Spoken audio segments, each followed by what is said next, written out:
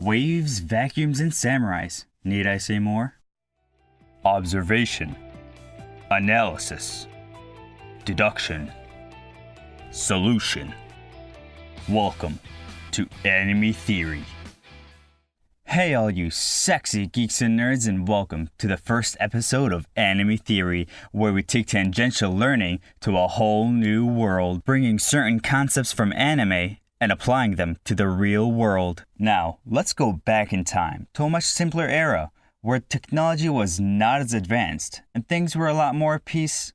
Oh God. Oh, what are you?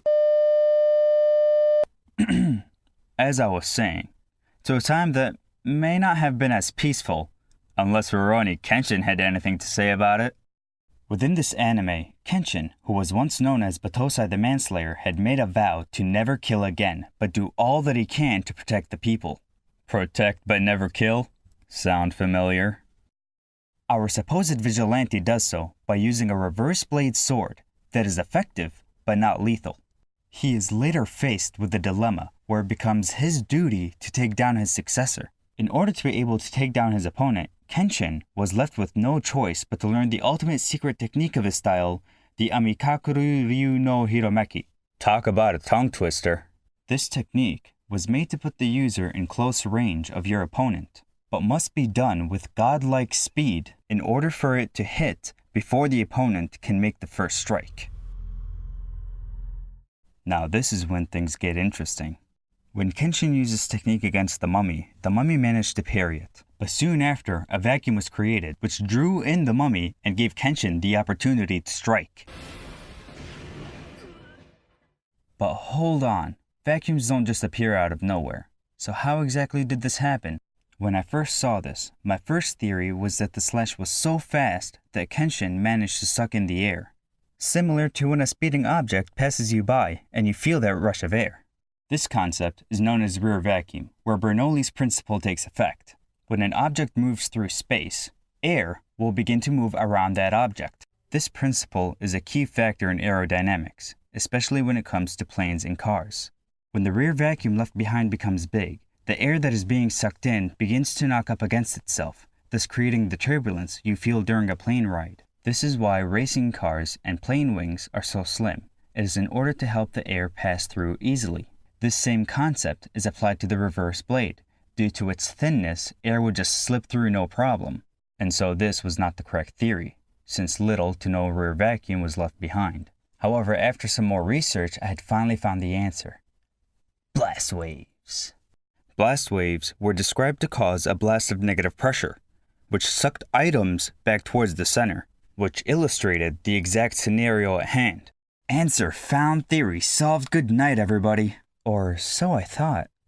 So there are two major steps to the blast wave. There's the shock wave, then there's the blast of negative pressure. How does one cause a shock wave? It's simple. All you have to do is break the sound barrier. Now, this anime show is not about whether things are possible, but rather what made them happen. So let's say that Kenshin really was able to break the sound barrier. Would things have played out the same way? And the answer is no. Another way to characterize a shock wave is a sonic boom, which is basically the explosive noise heard when the sound barrier is broken.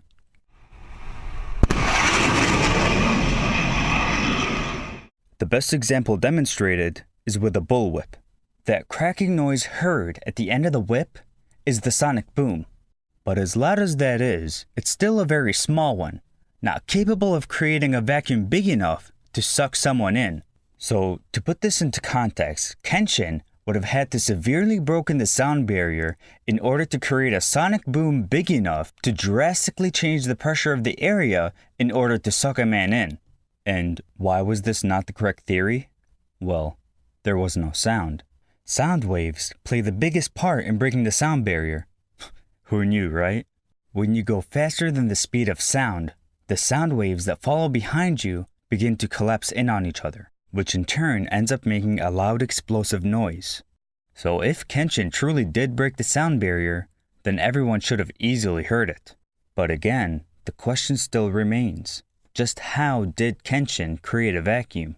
Well, ladies and gentlemen, fear not, for I do not disappoint. While watching the scenes over and over again, I found a similar element involved in both times that Kenshin was able to create a vacuum. Fire, or more precisely, heat. The negative pressure caused from the blast wave is due to a tremendous change in density of the area, which causes the higher outer pressure to be drawn in, thus creating a vacuum. A similar idea was involved when Kenshin slashed his reverse blade sword. Going back to Bernoulli's principle, when the air moves along the object, or in this case, the reverse blade, the velocity of the air increases, which in turn decreases the density of the area. However, this change in density should not nearly be enough to suck a man in. That is, until Shishio made the mistake of igniting his blade. Setting his blade on fire and placing it behind him caused the temperature of the air behind him to increase, which in turn increased the pressure of the area behind him. As is the way of Mother Nature, everything must equilibrate.